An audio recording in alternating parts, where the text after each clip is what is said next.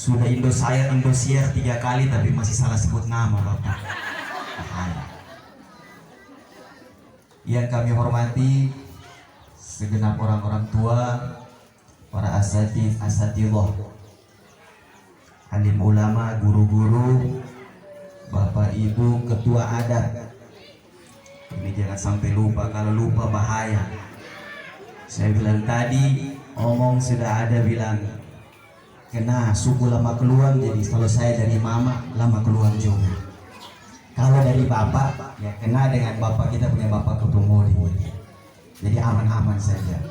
Singkatnya Bapak Ibu sekalian yang insya Allah tidak bisa saya sebutkan satu persatu, Bapak Imam, para pejuang-pejuang Islam yang insya Allah senantiasa dimuliakan Allah Subhanahu wa Ta'ala. Assalamualaikum warahmatullahi wabarakatuh.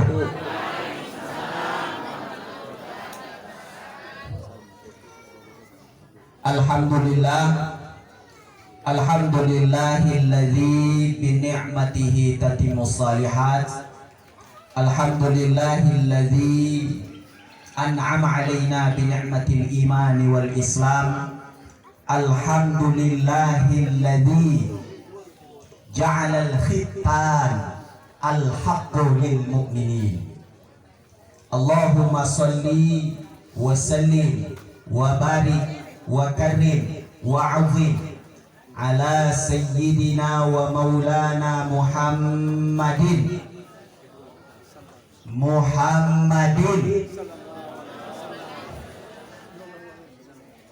wa ala alihi wa sahbihi ajma'in, amma ba'du. Qala Allah ta'ala fil kitabil karim, a'udzu billahi minasy syaithanir rajim, bismillahirrahmanirrahim. Ya ayyuhalladzina amanu la tulhikum amwalukum wala auladukum an dzikrillah wa may yaf'al dzalika fa ulaika humul khasirun. Ini Allah pesankan kepada kita selaku orang tua, hai orang-orang yang beriman, jangan sampai harta anak-anak membuat kita lalai daripada an dzikrillah, mengingat kepada Allah Subhanahu wa Ta'ala. Wa may yaf'al dzalika fa ulaika humul khasirun. Kalau kita lalai daripada mengingat Allah, maka kita tergolong orang-orang yang merugi. Wa an Abi Hurairah radhiyallahu anhu, dari Abu Hurairah radhiyallahu, beliau pernah mendengar Rasulullah sallallahu alaihi wasallam berpesan kepada kita. Hadis ini diriwayatkan oleh Imam Bukhari, nomor hadis 5824. Apa kata Abu Hurairah? Apa kata Rasulullah? Awwalu man ikhtatana. Siapa orang yang paling utama, manusia yang paling utama dan pertama kali dia berkhitan? Dia adalah baginda kita, Nabi Ibrahim alaihi salatu wassalam. Wa umuruhu samanun. Nabi Ibrahim itu di usia yang keberapa? Di usia yang 80 tahun baru dikhitan. Tempat dia punya nama Kapak. Sama dengan orang bilang Randi nikah di kota Kupang di rumah 7. Bukan berarti Randi nikah di 7 rumah dengan 7 perempuan. Tapi maknanya rumah 7 itu adalah tempat. Nah, ini salah satu yang jarang mungkin kita tahu. Jadi maknanya bisa bermakna kudung itu adalah tempat. Bapak Ibu sekalian yang dimuliakan Allah Subhanahu wa Ta'ala. Maka hari ini, kemarin kita punya Bapak Guru diundang, saya kira bilang kakak ledak punya anak saja yang mau hitam. Tapi hari ini 12 siapa? 13, 4 laki-laki, sisanya itu semua perempuan. Masya Allah. Mudah-mudahan kita doakan Bapak Mama semua, ini ke-13 anak ini menjadi anak-anak yang qurrata a'yun, menjadi anak-anak yang selalu dan senantiasa berbakti kepada kedua orang tua. Juga tidak kalah penting anak-anak yang anfa'hum linnas, Anak-anak yang bisa memberikan manfaat kepada seluruh manusia. Amin ya rabbal alamin. Bapak Ibu sekalian yang dimuliakan Allah, karena itulah maka ulama pun juga beda pendapat. Ada yang menyatakan khitan ini hukumnya wajib. Ini semua sepakat, laki-laki wajib untuk dikhitan. Kalau perempuan, ini yang beda pendapat. Ada sebagian yang mengatakan wajib, ada yang menyampaikan pada tingkatan sunnah muakkadah, sampai pada tingkat sunnah yang sangat dianjurkan saja. Makanya Bapak Ibu sekalian yang dimuliakan Allah, tujuan daripada khitan ini yang pertama adalah kita melatih anak-anak ini agar bisa berkorban. Korban untuk siapa? Korban untuk Allah Subhanahu wa Ta'ala dan agamanya. Yang kedua, agar kita melatih mereka semakin mendekatkan diri kepada Allah. Karena ada 13 anak tadi Bapak Ibu sekalian, saya mau cerita sedikit. Ini kisah pernah terjadi di daerah Yaman. Terkenal, saking terkenalnya ini kisah, maka kota Son'a, ibu kota dari Yaman itu pernah gempar karena ini cerita. Kisah yang luar biasa. Kisah antara seorang jenderal bintang 4 dengan seorang wanita yang miskin. Tapi jangan disangka ini wanita luar biasa, solihah, dekat dengan Al-Quran, hidupnya dengan Al-Quran. Satu ketika Bapak Mama sekalian yang dimuliakan Allah, terjadi saling suka antara jenderal dan juga wanita ini. Datang mereka menghadiri pernikahan. Jadi walaupun orang tua dari jenderal ini tidak menyetujui antara jenderal dan juga wanita miskin ini, tapi apa dikata? Orang Jawa bilang sirih pinang rasanya manis kalau sudah cinta. Kemudian jagung titi akan terasa kriuk kalau sudah jatuh cinta. Bapak cinta kalau sudah buat begitu sudah. Akhirnya menikah hari H. Datang berbagai macam orang, ramai sekali dengan penampilan-penampilan seperti orang konglomerat, mulai dari sepatu, kebayanya, mahal semua. Bukan kita modal sirih pinang mahal. Datang di ini tempat luar biasa, semuanya mencela ini wanita. Tapi Allahu Akbar, dia hanya bisa mengamalkan Al-Quran, murojaah saja, agar tidak menjadi wanita yang hina. Akhirnya Bapak Ibu sekalian yang dimuliakan Allah, selesai pernikahan, maka menjelang 1 bulan setelah pernikahan, mendapat informasi kalau wanita ini hamil. Setelah hamil, bulan yang ketiga, karena wanita ini solihah, ada amalan yang dia lakukan. Bulan yang ketiga, dia mengamalkan Quran surah Al-Mulk. Dia baca terus setiap hari. Tabarakalladzi biyadihil mulku wa huwa ala kulli syai'in qadir. Alladzi khalaqal mauta wal hayata liyabluwakum ayyukum ahsanu amala. Ini diamalkan pada usia kandungannya 3 bulan. Selanjutnya naik lagi di usia kandungannya 6 bulan, dia rubah lagi amalannya. Dia baca Quran surah At-Taghabun ayat yang ke-15. Innama amwalukum wa auladukum fitnah. Innama amwalukum wa auladukum fitnah. Dia baca terus, dia mengamalkan pada usia kandungan 6 bulan. Lanjut lagi usia kandungan yang ke-9 bulan, dia amalkan lagi Quran surah Al-Baqarah ayat 153 sampai 156. Ya ayyuhalladzina amanu ista'inu bis-sabri was-salah innallaha ma'as sabirin. Al-ayat sampai pada qalu inna lillah.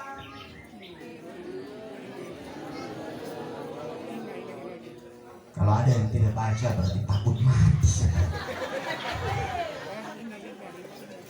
Ini usia kandungan 9 bulan ini ibu yang wanita miskin ini amalkan ini surah. Bapak Ibu sekalian yang dimuliakan Allah, singkat cerita, setelah 9 bulan 10 hari maka lahir ini anak, turun anak perempuan. Allahu Akbar. Suami yang jenderal bintang 4 ini begitu sayang kepada dia punya anak. Akhirnya dia panggil dengan 3 sebutan yang indah saja. Sebutan yang pertama dia panggil, ya hayati, wahai kekasih hatiku, wahai hidupku, ya habibil qalbi, wahai kekasih hatiku. Yang ketiga dia panggil dengan sebutan, ya ain, ya ayuni, wahai kedua mataku. Indah. Hampir setiap pulang kantor dia cium dia punya anak, dia tanya kebutuhan anak, dia perlakukan anak ini dengan baik hampir bertahun-tahun. Namanya baru diberikan anak seperti itu. Sampai pada usia 5 tahun, Bapak Ibu sekalian yang dimuliakan Allah, ternyata Allah uji ini anak bisu. Jenderal sudah sayang sekali dengan anak. Akhirnya ini anak bisu. Akhirnya ini jenderal yang tadinya memanggil anaknya ini dengan 3 sebutan yang indah, kali ini dia rubah dengan 2 sebutan yang sangat-sangat hina. Dia panggil dalam bahasa orang-orang Yaman, bahasa Arab. Yang pertama dia panggil, dia ganti karena saking emosinya, dia panggil ya khimar, wahai anak keledai. Karena tahu ini anak ini sudah dalam keadaan bisu, tidak terima. Dia panggil yang kedua, ini yang paling bahaya, ya kalbun, wahai anak anjing. Innalillah. Sayang bertahun-tahun, selama 5 tahun. Pada usia yang 5 tahun lebih ini, dia ganti dengan 2 panggilan yang sangat berbahaya. Bapak Ibu sekalian yang dimuliakan Allah, akhirnya menjelang pada usia 6 tahun, ini anak sudah berusia 6 tahun. Dia datang kepada dia punya ayah jenderal ini dengan isyarat karena bisu, seolah-olah dia ingin menyatakan, ya ayah, antar saya pergi mengaji. Saya sudah pakaian rapi, sudah pegang Al-Quran, antar saya pergi mengaji ayah. Pakai isyarat seperti orang bisu itu, bagaimana? Begitu sudah. Suruh dia bilang antar pergi mengaji. Tapi ini jenderal karena sudah tidak suka dapat hasutan dari keluarga, dapat hasutan dari dia punya keluarga dekat. Akhirnya ini anak bukan diantar, malah ditempelin, balik darah semua di dia punya pipi. Ini kisah nyata Bapak Ibu sekalian. Darah semua meleleh di dia punya bibir sini. Menangis ibu anak. Air mata juga keluar, darah di dalam mulut sini juga turun. Akhirnya Bapak Ibu sekalian yang dimuliakan Allah, mukjizat Allah. Al-Quran ini punya mukjizat yang luar biasa. Ketika sedang dihantam habis-habisan sama dia punya ayah, bangkit ini anak, dan kalimat yang pertama keluar adalah kalimat Allah Subhanahu wa Ta'ala. Dia bacakan Quran surah dari At-Taghabun ayat 15 itu. Innama amwalukum wa auladukum fitnah. Ini ayat yang dia punya mama bacakan ketika dia berada di usia 6 bulan tadi. Dia kasih tahu, ayah, innama amwalukum wa auladukum fitnah. Sesungguhnya harta kalian, anak-anak kalian ini fitnah. Anak-anak ini cobaan. Maka jangan sampai ketika Allah uji dengan seperti ini, lalu kalian lupa kepada Allah. Dia dekat, dia punya ayah lagi, dia bacakan lagi daripada Quran. Yang ketika ibunya mengamalkan di usia yang ke-9 bulan. Masya Allah. Dia ingatkan dia punya bapak. Ya ayyuhalladzina amanu ista'inu bis-sabri was-salah innallaha ma'as sabirin. Dia kasih tahu dia punya ibu yang saat itu melihat dia itu dalam keadaan darah. Ibu, jadikan sholat dan sabar ini sebagai penolong. Innallaha ma'as sabirin. Sesungguhnya Allah beserta orang-orang yang sabar. Bapak Ibu sekalian yang dimuliakan Allah, kisah singkat ini panjang ceritanya, tapi saya ambil poin-poin intinya. Pada intinya yang pertama Bapak Ibu sekalian yang dimuliakan Allah, yang kita dikaruniakan Allah anak ini, kewajiban yang harus dipegang oleh orang tua yang pertama adalah orang tua harus senantiasa mendoakan anak-anaknya. Jadi jangan besar saja baru doa. Kan kita diajarkan bagaimana sunnah-sunnah Nabi dalam pelaksanaan hubungan suami istri, ada doanya.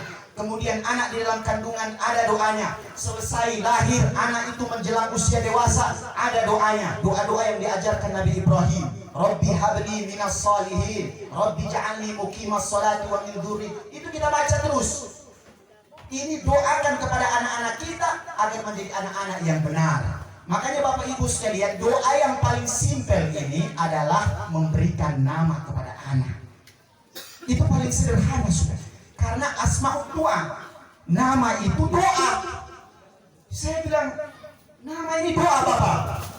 Kita orang Indonesia Timur nih, kalau kita pergi kuliah di daerah-daerah Jawa, kalau kita punya nama Empah. Nama panjang, Wardiansyah Putra Al-Amin Sanyo.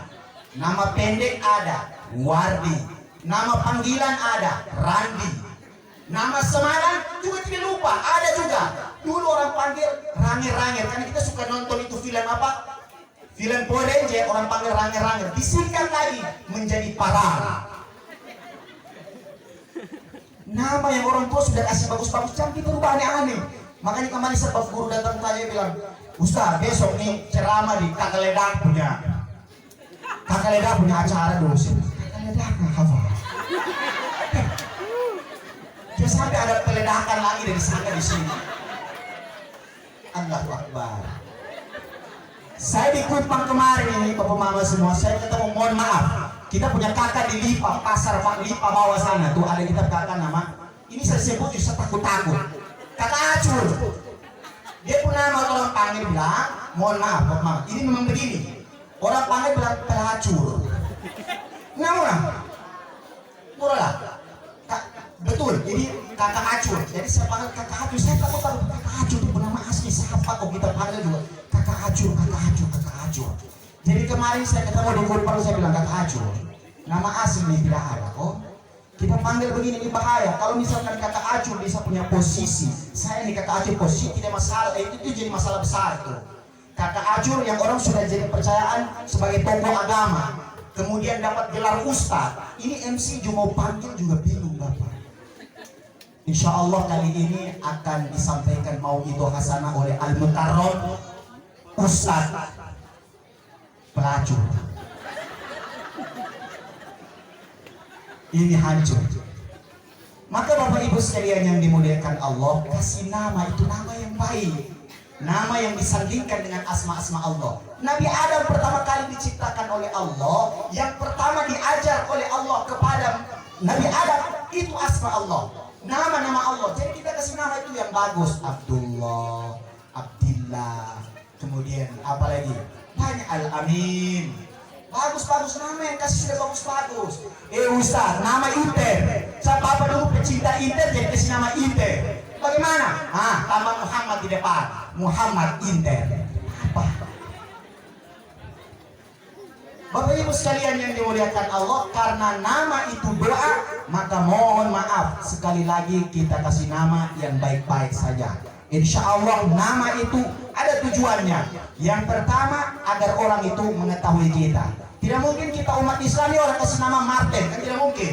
Itu identitas. Itu pasti saudara-saudara kita dari agama Nasrani, bukan dari agama Islam. Jadi identitas supaya orang tahu kita ini umat Islam. Maka kasih nama sesuai dengan identitasnya orang-orang Islam. Yang kedua Bapak Mama semua yang dimuliakan Allah, anak-anak ini kewajiban orang tua adalah bagaimana bisa kasih pendidikan yang terbaik, yaitu pendidikan Al-Quran. Di rumah itu kalau bisa, kita tidak bisa ajar anak-anak mengaji. Nah, percayakan kita punya Ustadz Jaka di atas, ini Ustadz Jakaria Latif. Kasih anak-anak dorong naik di atas mengaji. Kasih ajar mengaji, kasih kenal mereka dari kecil itu Al-Quran. Kalau tidak bisa ajar agama, percayakan itu pondok pesantren. Kirim anak-anak di pondok pesantren. Tamat SMP di pondok pesantren, SMA pulang baru masuk kuliah umum, mau tes polisi, mau tes tentara, terserah. Tapi kasih landasan agama di anak-anak dulu. Kalau tidak ada landasan ini bahaya. Akhirnya anak-anak kita ini dengar hal-hal yang tidak benar semua. Bukan dengar murotal Al-Quran, malah dia dengar lagu-lagu. Dia pilih di depan dia punya mama, aku masih ting-ting.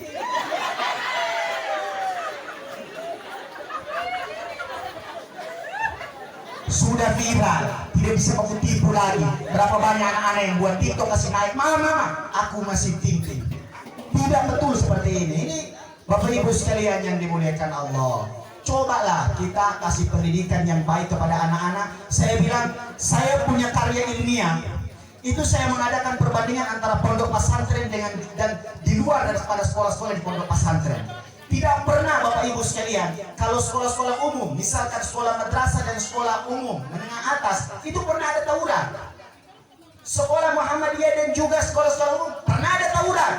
Tapi saya tidak pernah dengar di saya punya telinga ini tawuran antara pondok pesantren Cijantung 7 dengan pondok pesantren Cijantung 1 yang ada di Ciamis. Kita tidak pernah dengar tawuran antara pondok pesantren Gontor dengan pondok pesantren Jombang. Tidak pernah.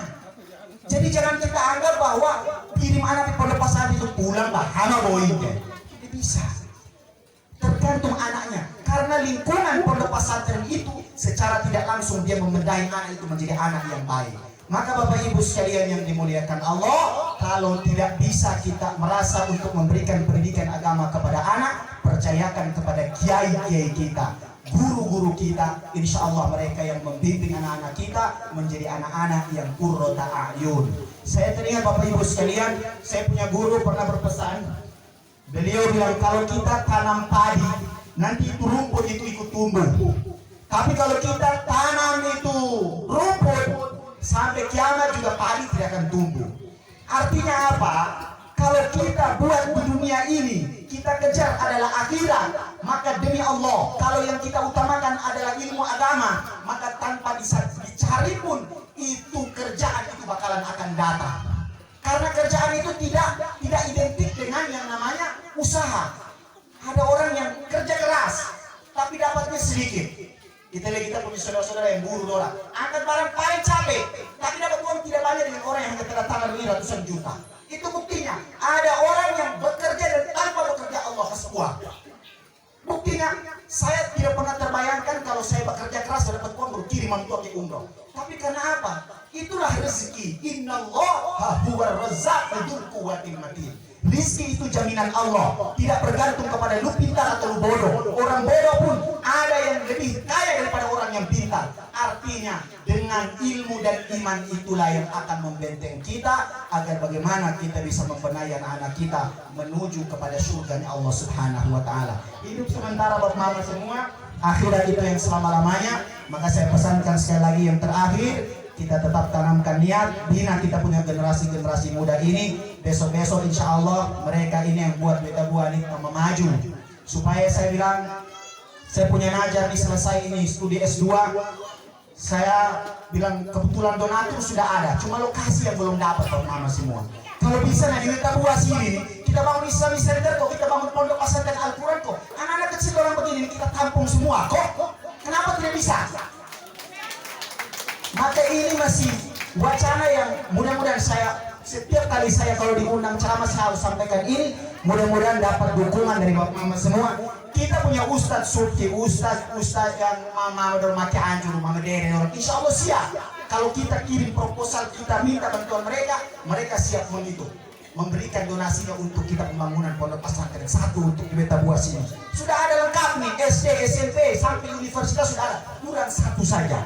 Agama itu harus dibenahi dulu. Kita punya pondok pesantren harus ada. Mudah-mudahan ini menjadi keberkahan kita di dunia wal akhirah. Mohon maaf mama semua salah-salah kata. Mewakili keluarga saya sampaikan tidak sempat silaturahim satu persatu. Minal aidin wal faizin. Mohon maaf lahir dan batin.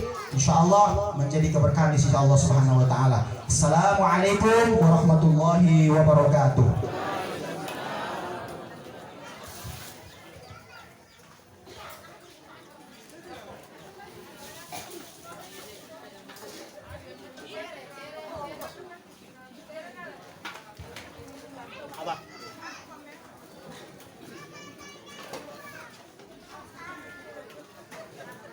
Baik.